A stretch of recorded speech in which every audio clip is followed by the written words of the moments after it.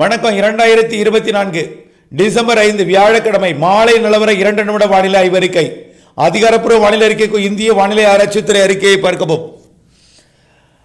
நேற்று கலசப்பாக்கத்தில் 12 சென்டிமீட்டரும் பல்வேறு இடங்களில் 5 சென்டிமீட்டருக்கு மேலும் மழை பொழிவை கொடுத்த நிலையில் இன்றைக்கு பெரிய அளவிலே மழை இல்லை. கடும் வெயிலும் வறண்ட வானிலையுமாக இருந்த நிலையில் இப்படியே 10ஆம் தேதி வரை தொடரும்.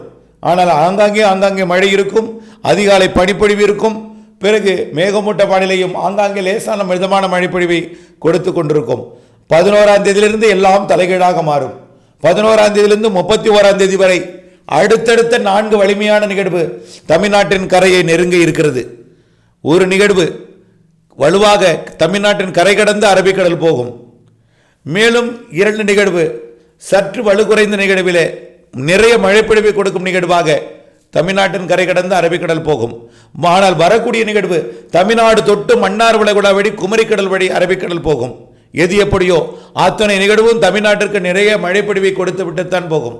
11ஆம் தேதியிலிருந்து 31ஆம் தேதி வரை பெரும்பாலான நாட்கள் மழை நாட்களாகவே இருக்கும்.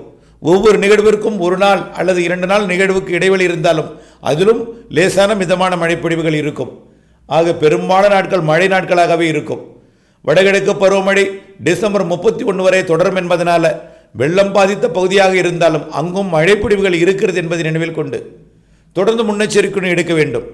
அச்சமோ பீதியோ கொள்ளாமல் முன்னெச்சரிக்கை என்பது அவசியமாக இருக்கிறதே தவிர, ஆகவே உங்களுக்காக உங்களுடைய கஷ்டத்தில் நானும் பங்கேற்று கொண்டிருக்கிற இந்த நிலையில் மழைப்பொழிவு இருப்பது வெள்ளம் பாதித்த பகுதிகளுக்கு ஒரு அச்ச உணர்வை கொடுத்தாலும் தென் மாவட்டங்களுக்கும் டெல்டா மாவட்டங்களுக்கும் மேற்கு தொடர்ச்சி மலை மாவட்டங்களுக்கும் நிறைய மழைப்பொழிவு இருக்கிறது என்பதை நினைவில் கொண்டு திட்டமிட்ட வேளாண்மைக்கு பணிகளுக்கு அப்டேட்ஸுடன் இணைந்திருங்கள்.